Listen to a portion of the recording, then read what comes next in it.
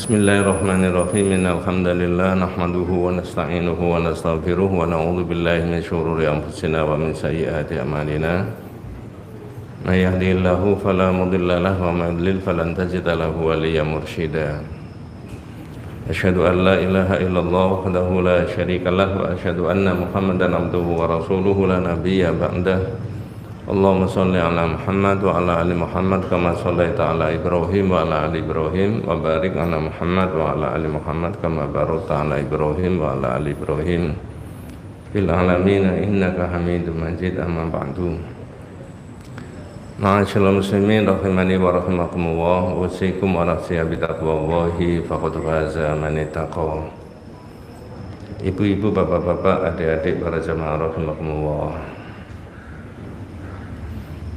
Yang dibahas itu berkisar penjelasan mengenai makna dua kalimat syahadat, baik syahadat tentang Allah maupun syahadat tentang Rasulullah Sallallahu Alaihi Wasallam. Sudah beberapa judul yang dibahas, termasuk sebelum Ramadan, misalkan dilalah dalil-dalilnya tauhid. Kemudian ada lagi fadlu tauhid, fadilahnya dan keistimewaannya tauhid itu. Ada lagi man haqqaqa tauhid dakhalal jannata bi ghairi hisabin wala adabin.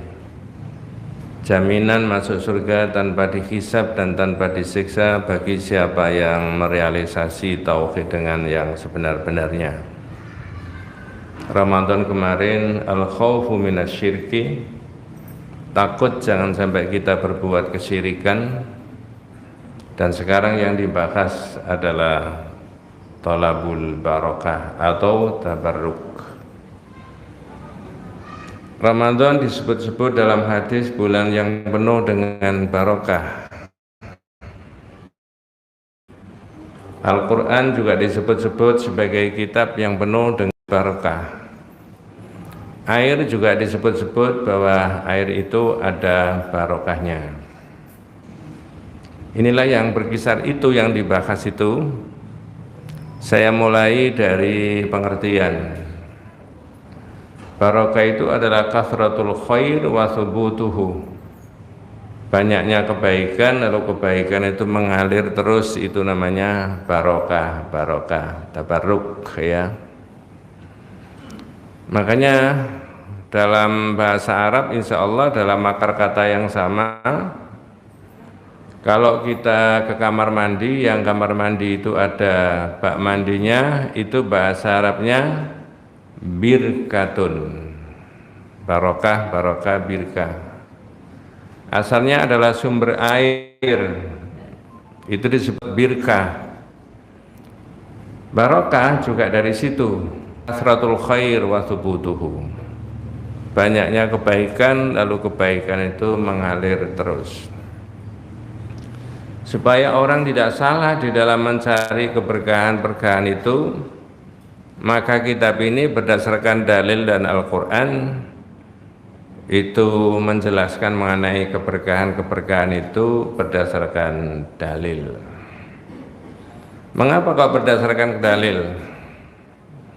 Maka orang ma'rifatullah, mengerti tentang Allah, ma'rifatu nabiyhi, mengerti tentang agamanya, wa ma'rifatu dinil Islam, dan mengerti agama Islam bil adillah, pakai dalil, bukan pakai perasaan, bukan pakai filsafat, bukan pakai yang lain-lain, tapi bil adillah, pakai dalil.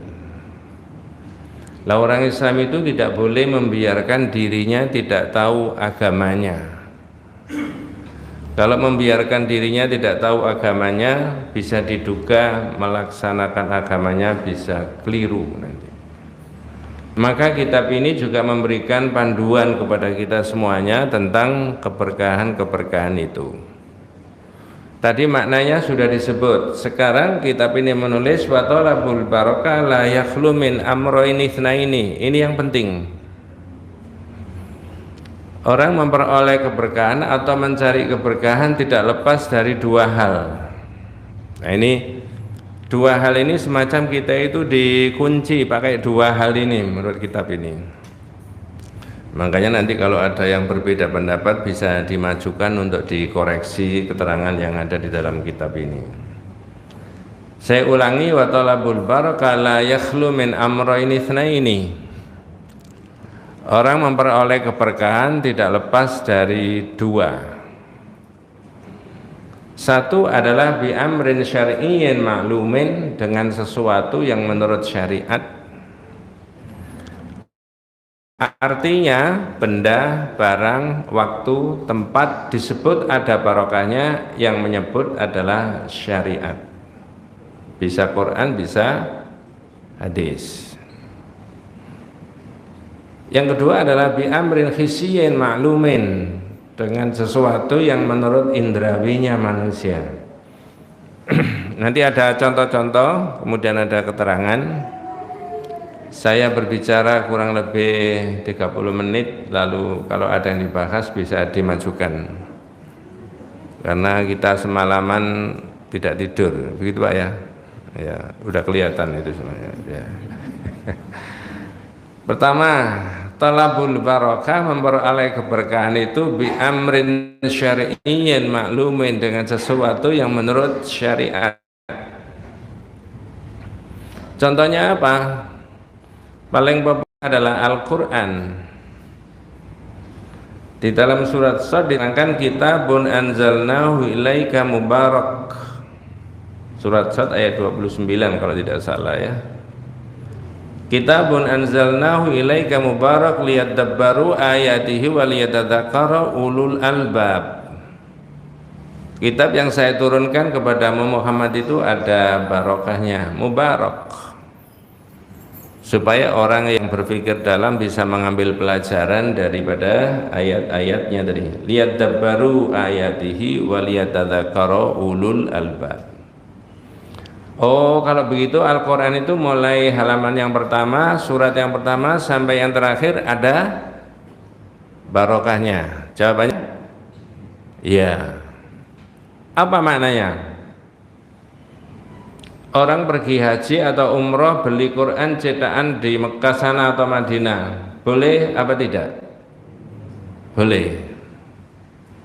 Dibawa pulang kemudian ditaruh di rumah supaya rumahnya dapat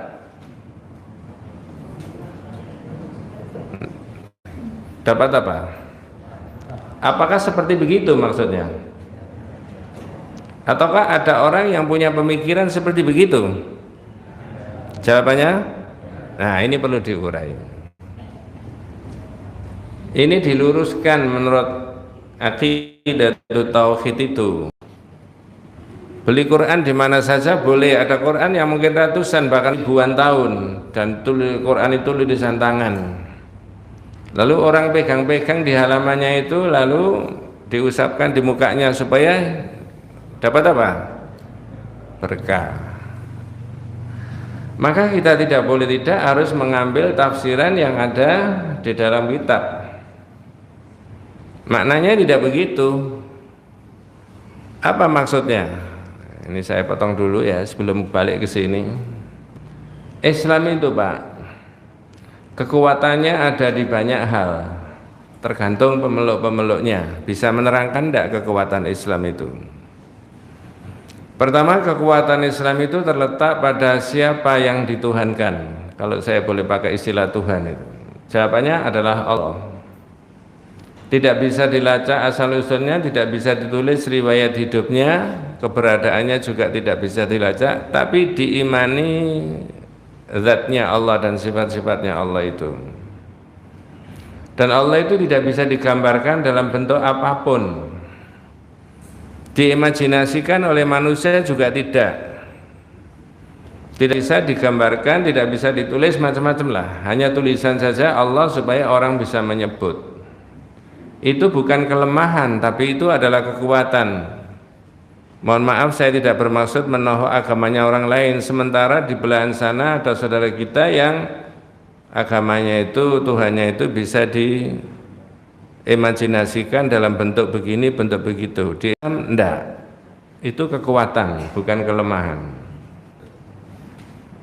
Yang kedua, kekuatan Islam itu terletak pada siapa yang membawa agama. Jawabannya Nabi. Riwayat hidupnya bisa ditulis, genetikanya ada, bapak ibunya iya. Maka pikiran tauhid tidak ada, Nabi Muhammad itu bagian dari Allah atau nur Allah itu tidak ada, itu tauhid, ya. Tapi sementara saudara kita masih meyakini Nabi Muhammad itu bagian dari Allah, nurnya Allah. Sebelum menciptakan yang lain-lain, Allah menciptakan nur Nabi Muhammad. Tauhid enggak, di sini juga dibahas. Kalau diyakini begitu, apa bedanya umat Islam dengan orang yang lain yang meyakini Tuhannya itu bagian daripada Tuhan Allah itu tadi? Yang ketiga, kekuatannya itu terletak pada syariatnya. Apa ada syariat Islam yang direvisi 2022 ini sampai 2022? Ya, tidak ada. Yang keempat, kekuatan Islam itu terletak pada kitab sucinya. Coba saya cek dulu kita semuanya, saya dan kita semua. Andai kata hari ini, hari Jumat, seluruh Al-Quran seluruh dunia itu dimusnahkan, dihancurkan, tidak tersisa satu halaman, jangan satu halaman, satu baris saja tidak tersisa. Yang digital di HP, di laptop, di internet semuanya sudah nggak bisa dilacak. Pertanyaannya adalah, apakah Al-Quran bisa dicetak ulang pada hari ini? Caranya? Yang hafal-hafal itu dipanggil. Tentu saja tidak termasuk panjenengan dan saya, itu maksudnya. Ya. Ini hebatnya Quran. Inna nahnu nazzalna dzikra wa inna lahu lahafidun. Sesungguhnya kami yang menurunkan Al-Quran itu dan kami yang menjaga. Ketika para rektor, ini rada menyimpang sedikit tapi ada hubungannya dengan ini. Ketika para rektor memberikan kesempatan adik-adik kita, anak-anaknya umat Islam yang hafal Quran masuk perguruan tinggi tanpa tes, mohon maaf, ada yang nyinyir nggak kira-kira? Enak aja itu anaknya umat Islam, begitu hafal kitab sucinya belum tentu dia mengerti, belum tentu dia itu cerdas, diberi kesempatan masuk perguruan tinggi tanpa tes, sementara yang lain bertahun-tahun menyiapkan untuk itu. Sebagai pendukung-pendukung Al-Quran, panjenengan dan saya harus menjawab dengan gagah dan pede. Pede saja, nggak pakai i. Mohon maaf, saya bukan orang politik, Pak ya. Mari kita jawab. Kalau ada yang nyinyir begitu itu, untuk membela eksistensi daripada Al-Quran. Mas, kitabmu hafalkan, mulai bab pertama sampai yang terakhir, halaman pertama sampai yang terakhir. Kalau kamu bisa menghafalkan kitabmu halaman pertama sampai yang terakhir, nanti diberi kesempatan yang sama. Pertanyaannya, bisa nggak mereka menghafalkan kitabnya? Ini otentiknya Al-Quran itu di situ. Kita bisa, adik-adik kita bisa. Keberkahan dari Al-Quran termasuk itu tadi. Nah, saya boleh tambahi beberapa poin tentang Al-Quran. Kalau tidak boleh, wabillahi taufiq. Supaya tidak ngantuk, Pak. Saya lanjut. Tentang Al-Quran, ada ungkapan Al-Quran Arabiyyun lughatan wa alamiyun maknan. Al-Quran itu bahasanya saja Arab, maknanya sangat universal. Coba saya ingatkan gitu. Ada yang kenal nama, ini nama bukan nama Indonesia ini, Maurice Bucaille atau sebangsa itulah. Orang mana, Pak? Prancis. Apa profesinya? Dokter. Dokter apa? Bukan dokter gigi, Pak, ya jelas itu ya. Opjin. Tahun 1986 saya berkesempatan mendengarkan ceramahnya di Solo, Universitas Muhammadiyah Solo. Saya tidak cerita itu, tapi tahun 80-an ada buku yang bestseller kalau sekarang itu istilahnya. Beliau tulis Quran, Bible, dan Sains Modern. Sebagai seorang dokter, profesinya dokter, tidak beragama Islam saat itu, penasaran dengan konsep-konsep kitab suci semua agama. Dia mengaku lalu dipelajari semua agama. Tentu saja mempelajari agama, ingin tahu agama dimulai dari kitab sucinya yang dipelajari. Ya, lalu dia menemukan di dalam Al-Qur'an proses kejadian manusia. Yakhluqukum fi butuni ummahatikum khalqam min ba'di khalqin fi dhulumatin thalath. Allah yang menciptakan kalian semuanya dalam perut ibumu, satu bentuk kejadian berubah menjadi bentuk kejadian yang lain dalam 3 kegelapan. Sebagai seorang dokter dia mikir, ini dari mana Muhammad kok punya konsep kayak begini? Dunianya masih gelap, fakultas belum ada, ilmu belum gebiar kayak begini, teknologi komunikasi juga tidak seperti begini. Tapi sudah bisa merumuskan Allah menciptakan kalian dalam perut ibu kalian, satu bentuk kejadian berubah menjadi bentuk kejadian yang lain. Dalam kalimat pendek, khalqan mim ba'di khalqin, satu bentuk kejadian berubah menjadi bentuk kejadian. Ilmunya dia pembelahan sel. Ketika sperma bisa menembus di ovum, masuk di endometrium. Ada yang jadi kepala, jadi tangan, jadi kaki, jadi plasenta. Fi dhulumatin thalath, dalam 3 kegelapan. Gelap yang pertama perutnya ibu, gelap yang kedua adalah rahim, gelap yang ketiga adalah amnion, lapisannya. Mohon maaf, ini bukan ilmu saya. Ya, disitulah kemudian qaddarallah, Allah mentakdirkan dari mana Muhammad ini. Ya, qaddarallah, lalu dia masuk Islam. Jelas ini bukan karangan Muhammad. Ya, tidak pernah sekolah, tidak pernah tahu, dunia ilmu saja belum ada, tapi dia sudah merumuskan kayak begitu. Nah, kemudian menulis buku Quran, Bible dan Sains Modern. Quran Arabiyyun lughatan wa alamiyun maknan. Bahasanya saja Arab dan maknanya universal. Wes, supaya inilah salah satu keistimewaan yang disebutkan di dalam kitab tadi, di dalam Al-Quran, yaitu surat tadi, kitab itu penuh dengan apa? Barokah. Saya tadi mau menerangkan berkah itu, menyimpang sedikit tentang Quran. Apa maksudnya Quran itu ada barokahnya? Kitab itu menulis hadzal kitabun nafi' linnas.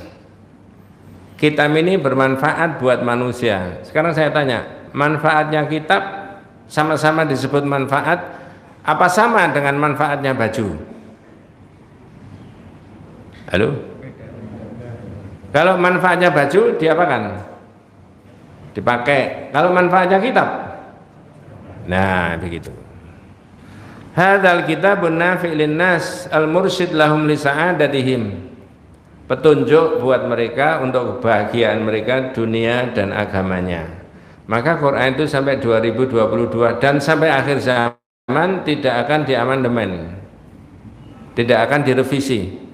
Saya tanya, Pak, apakah Al-Quran ini pernah Nabi Muhammad itu didatangi beberapa orang kafir supaya orang kafir itu meminta kepada Nabi Muhammad supaya Nabi Muhammad merubah ayat-ayat suci?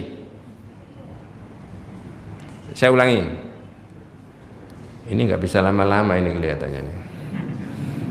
Saya ulangi, apakah orang kafir itu pernah menekan Nabi Muhammad supaya Nabi Muhammad merubah ayat-ayat ayat-ayat kitab suci? Apakah Nabi Muhammad mau? Tidak.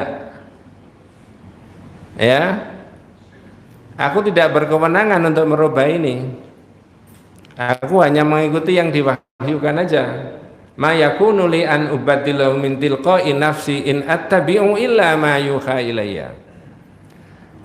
Karena Quran itu tidak sesuai dengan mereka, perilakunya mereka, minta kepada Nabi supaya Nabi apa? Merubah ayat-ayat suci. Kalau ayat-ayat konstitusi bisa dirubah nggak, Pak? Cuma tidak saya teruskan begini. Apakah andai kata ada ayat-ayat konstitusi yang tidak sesuai dengan minatnya itu akan dirubah itu? Ya wis, enggak usah bahas itu aja. Ini bedanya ayat suci sama ayat apa? Konstitusi. Kalau mau jadi pemimpin yang integritas yang tinggi, ya istiqomah, ikuti Nabi. Jangan merubah yang disepakati. Bedanya kalau ini wahyu, itu yang disepakati. Ini rada,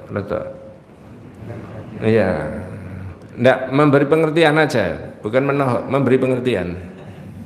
Ya, itu begitu Pak. Jadi keberkahan ayat itu di situ. Salah satunya tidak dirubah oleh Nabi. Hadzal kitabun nafi' linnas al-mursyid lahum li sa'adatihim. Ini kitab petunjuk ya bagi manusia untuk kebahagiaan dunia dan agamanya. Inilah yang maksudnya bahwa kitab itu ada apa tadi Pak? Barokah. Mulai Al-Fatihah sampai apa? An-Nas. Manfaatnya kitab itu berarti dibaca, dimaknani dan sebagainya. Beda dengan maknanya Pak. Manfaatnya apa? Baju. Dua itu contoh yang kedua.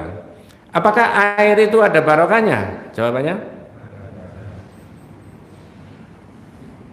Maksudnya gimana itu? Di dalam surat 50 ayat yang ke-9, wa nazzalna minas sama'i ma'an mubarak, kami turunkan air dari langit itu yang penuh dengan barokah. Berarti air itu ada apanya? Barokahnya. Apa ada makhluknya Allah di dunia ini yang tidak butuh air? Apakah yang dimaksudkan air penuh dengan keberkahan ini ada sumur sudah ribuan tahun yang lalu dipakai oleh para santri saat itu dan airnya sekarang masih bersih karena tidak terkontaminasi, tercemar dengan apapun, lalu orang mengambil beberapa liter dibawa ke rumah dicampur dengan air yang di rumah supaya seisi rumah dapat apa? Apa begitu kira-kira Pak? Yang mirip-mirip begitu ada enggak? Itu orang di luar masjid apa di dalam masjid? Apa luar dalam?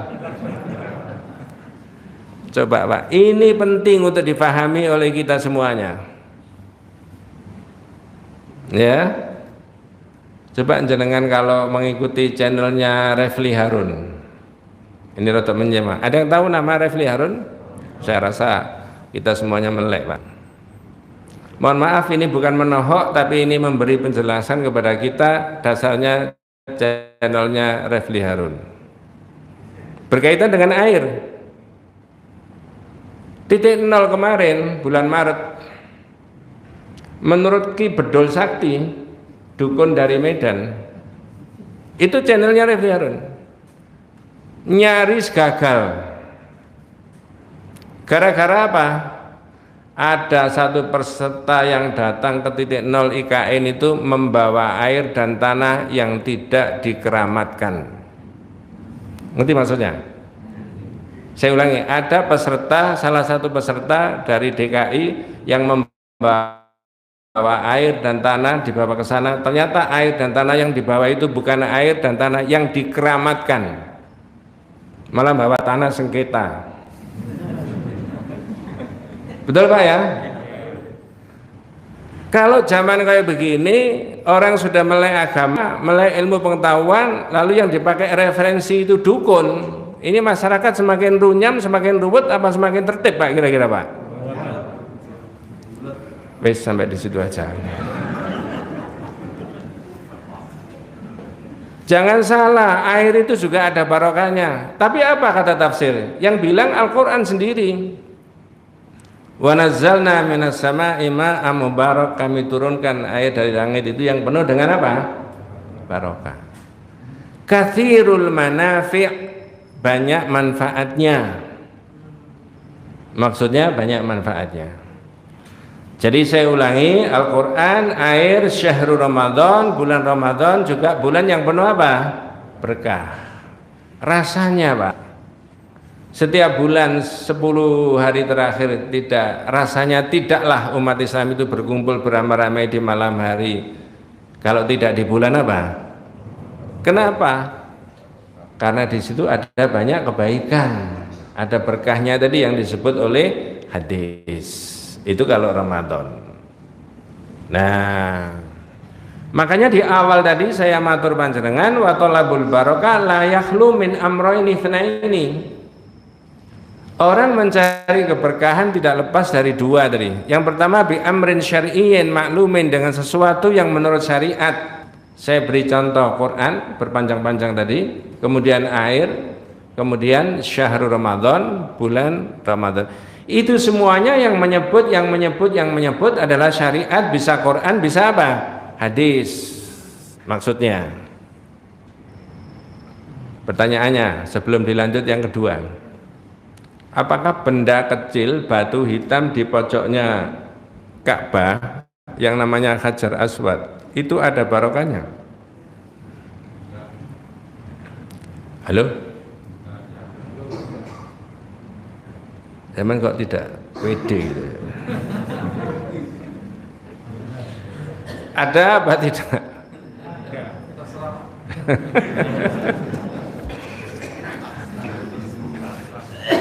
Pas, ya. Kok dicium, Pak? Coba saya rangsang tuh. Pernah mendengar Pak Ustadz, Pak Kiai di mana-mana menerangkan Umar bin Khattab, Sayyidina Umar bin Khattab ketika mau mencium Hajar Aswad, apa kata-katanya Umar bin Khattab? Enggak, Umar bin Khattab nggak bisa bahasa Indonesia, Pak. Itu tadi terjemahnya. Terjemahnya begini, Pak Ustadz. Nah, itu betul. Ini alamu annaka hajar. Saya tahu kamu ini batu. La tanfa' wa la tadarra, tidak bisa memberi manfaat dan tidak bisa memberi madarat. Kok dicium? Nah, falaula inni raaitu Rasulullah sallallahu alaihi wasallam yuqabbiluka ma qabbiltuka. Andai kata saya tidak tahu Rasulullah mencium kamu, tidak sudi saya mencium kamu. Ini kalau haji dan umrah tawaf pakai ilmu begitu. Makanya tadi di awal saya sebutkan, saya selipkan, orang Islam itu wajib salah satunya adalah al-ilmu. Al-ilmu itu ma'rifatullah, ma'rifatun nabihi, ma'rifatu dinil Islam bil adillah. Mengerti tentang Allah, mengerti tentang Nabi, mengerti tentang agama pakai dalil. Maka aktivitas haji dan umrah ini juga pakai ilmu. Kalau tidak pakai ilmu, orang ditakdirkan Allah bisa mencium Hajar Aswad, kira-kira diapakan Hajar Aswad itu, Pak? Andai kata orang ditakdirkan bisa mendekati Hajar Aswad, mencium Hajar Aswad, diapakan kira-kira Hajar Aswad itu? Supaya dapat apanya? Nah, jangankan Hajar Aswad, Pak. Di Mekah itu ada yang di luar Masjidil Haram ada library, Maktabah Al-Mukarramah, perpustakaan yang diyakini dulu adalah rumahnya Nabi ketika Nabi apa? Lahir, lalu renovasi terus sekarang jadi library. Banyak orang berdoa menghadap itu tadi. Habis berdoa kemudian tangannya diusapkan di temboknya, diusapkan di mukanya. Ada banyak tulisan di situ. Ada tulisannya bahasa Indonesia, wahai para jamaah haji, ini adalah bangunan biasa, jangan berdoa menghadap bangunan ini, berdoalah kepada Allah menghadap Ka'bah. Tulisannya bahasa Indonesia, berarti yang dablek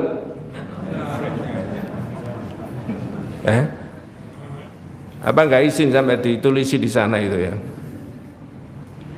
Kalau nggak ada kejadian nggak mungkin ditulisi begitu. Orang meyakini ini ada berkahnya. Tapi tadi kan sudah saya sebutkan, ada dua yang bisa dimajukan sebagai kunci orang mencari keberkah. Yang pertama, bi amrin syar'iyyin, dengan sesuatu yang menurut apa? Syariat. Dan yang kedua yang belum saya terangkan, bi amrin khissiyyin maklumin, dengan sesuatu yang menurut indrawi. Ini diteruskan apa enggak, Pak? Jangan-jangan panjenengan melihat saya itu kelihatannya 2 atau 3 gitu. Ya. Jadi bi amrin khissiyyin maklumin itu dengan sesuatu yang menurut indrawi. Oleh kitab ini Al-Utsaimin menyebutkan salah satunya adalah taklim, majelis taklim.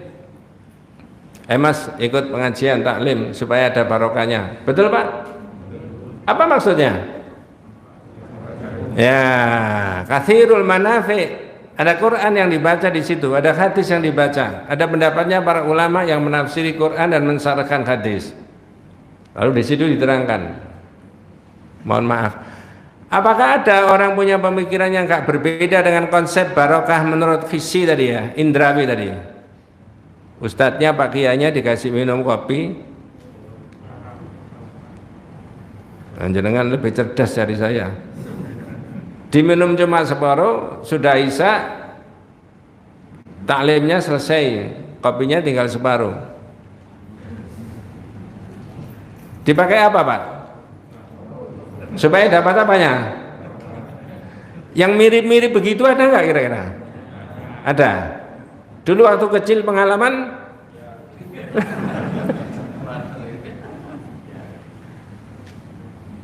Nanti habis ini saya mau terangkan bagaimana hukumnya. Mohon maaf kalau ada yang berbeda. Ketika orang mencari keberkahan di luar dua jalur yang saya sebutkan tadi. Ini yang klimaksnya di situ, keterangan di bab ini itu. Ya, klimaksnya di situ. Maka biasakan mengikuti sampai tuntas supaya tidak gagal. Nah, itu yang hissi tadi, yang indrawi, contohnya adalah taklim, yang kedua adalah doa. Minta doanya Pak Ustadz, Pak Kiai, Mbah Kakung, Mbah Putri. Itu maksudnya bukan orangnya. Tapi doa itu yang dimohonkan kepada Allah Subhanahu wa taala, lalu manfaat daripada doa itu adalah untuk banyak orang. Mengapa saya tertarik menerangkan keberkahan ini? Mohon maaf dengan segala hormat. Malam selawe, malam 17, malam 29 itu ada fenomena yang ramai bukan masjid, tapi yang ramai itu apa? Loh, bukan mal, Pak. Iya, saya punya tulisan di koran tahun berapa begitu, mohon saya sebutkan. Memburu Lailatul Qadar di makam Sunan Giri.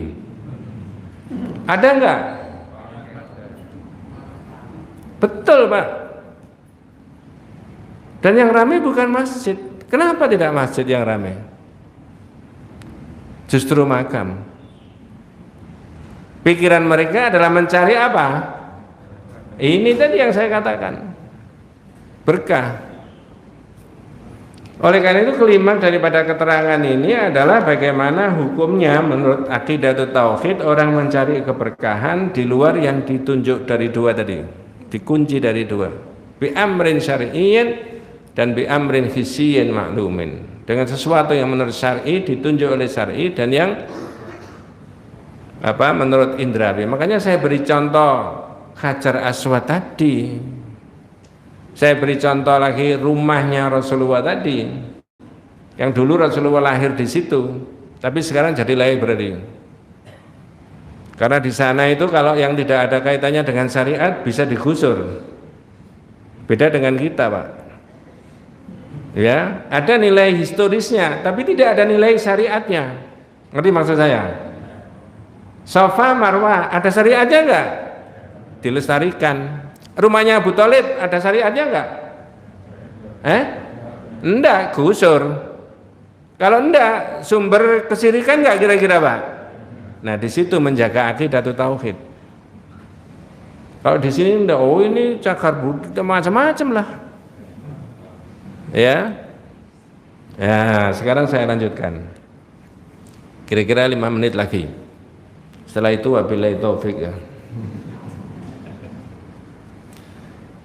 Jenengan bisa mengikuti dengan membuka surat Al-A'raf 138. Nanti ke situ larinya.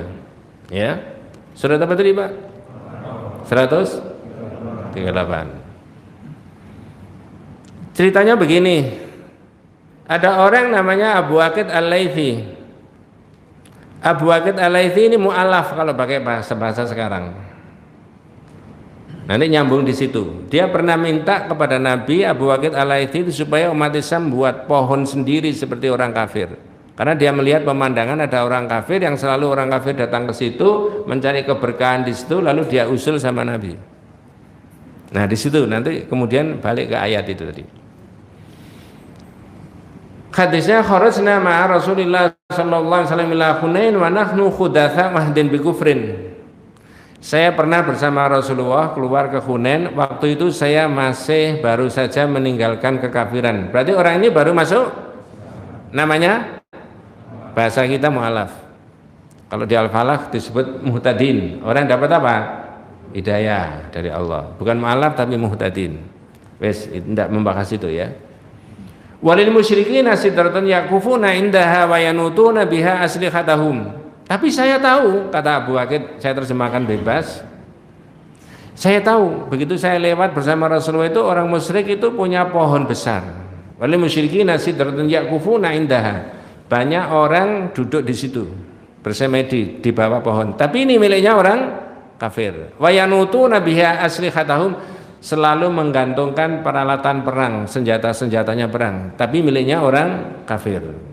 Yuqalu laha dzatu anwat, mereka menyebut pohon itu dzatu anwat, tempat yang dipakai untuk menggantungkan peralatan perang. Famarorna bitilka sidrah, lalu saya bersama Rasulullah lewat di situ. Fakunna, lalu saya usul kepada Rasulullah sallallahu alaihi wasallam, ya Rasulullah, ini usulnya Abu Waqid yang mu'alaf tadi. Ij'al lana dzata anwat kama lahum dzatu anwat. Nabi, mbok kita buatkan sendiri pohon kayak mereka.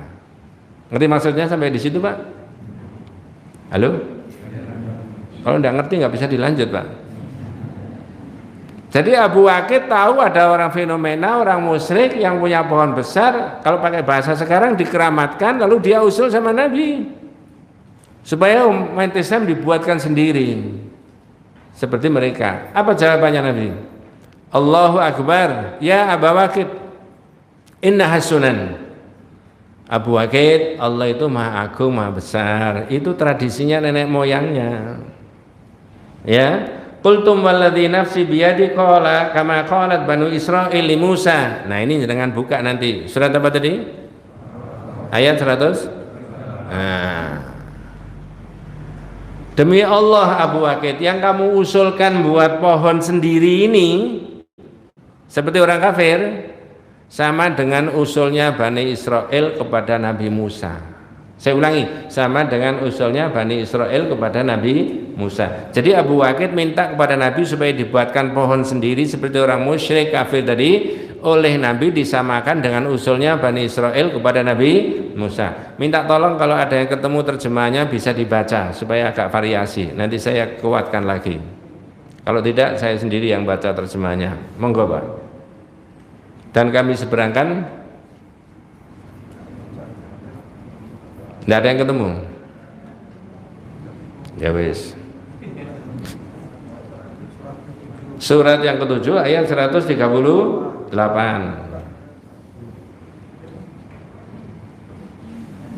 What? Oh, dana enggak dengar, Pak, ke sini. Ya, nggih, terima kasih barakallah. Nggih, Pak, monggo. Ah ya, barakallah, nggih. Dan kami selamatkan Bani Israel menyeberang laut bagian utara dari Laut Merah. Wajawazna bi Bani Israil al-Bahra, kami selamatkan Bani Israel itu untuk menyeberangi lautan bersama Nabi Musa. Terus Ketika mereka sampai kepada suatu kaum yang tetap menyembah berhala. Fatau ala qaumin yakufuna ala asnamin lahum, ketika Bani Israel diseberangkan oleh Allah bersama Nabi Musa tadi diselamatkan, lalu Bani Israel melihat pemandangan ada orang yang masih menyembah berhala. Saya ulangi, masih orang menyembah berhala. Apa usulnya Bani Israel kepada Nabi Musa? Monggo. Mereka Bani Israel berkata, wahai Musa, buatlah untuk kami sebuah Tuhan berhala sebagaimana mereka mempunyai beberapa. Ya Musa ij'al lana ilahan. Perhatikan di situ ada kalimat ilah. Ya Musa ij'al lana ilahan kama lahum alihatun. Musa, mbok kita ini dibuatkan Tuhan sendiri kayak mereka. Ngerti maksudnya, Pak? Saya ulangi pakai bahasa sederhana. Abu Waqid minta sama Rasulullah supaya dibuatkan pohon sendiri miliknya umat Islam seperti orang musyrik. Lalu oleh Nabi marah tadi pakai Allahu Akbar innaha sunan. Qultum kama qala Bani Israil Musa. Usulmu ini sama dengan usulnya Bani Israel kepada Nabi Musa saat itu. Lalu ada di dalam surat Al-A'raf ayat 138. Ketika Bani Israel itu tahu ada orang yang masih menyembah berhala, Bani Israel usul sama Nabi Musa, "Ya Musa, ij'al lana ilahan kama lahum alihatun." Musa, buatkan kami sendiri seperti mereka. Apa jawabannya Nabi Musa? Musa berkata, menjawab, sungguh kamu orang-orang yang bodoh. ya innakum qaumun tajalun, kata Nabi, kamu ini bodoh itu. Itu Nabi Musa alaihissalam. Kalau Musa Surabaya,